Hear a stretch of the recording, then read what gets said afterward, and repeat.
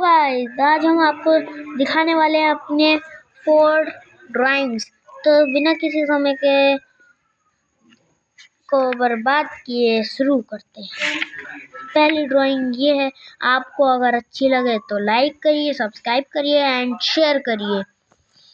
तो सबसे पहली ड्राइंग हमारे शिव जी की है, और अगर आपको अच्छी लगी है तो हर हर महादेव लिखिए।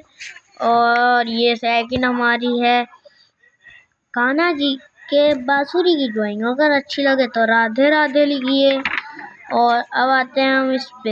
ये देखिए, ये पेड़ है, ये चांद है, ये दोनों पक्षियां हैं, और ये शेडिंग की है, और यहाँ पे भी 2 पक्षियां हैं। और अगर ये अच्छा लगे तो रेड हार्ट। और ये थोड़ी सी ड्राइंग उल्टी बन गई गलती से, तो आपको दिखा रहे हैं हम सीधी करके। ये चांद है, ये 2 पक्षियां हैं, ये पहाड़ है 2, और ये रास्ता है, और बाकी शेडिंग है।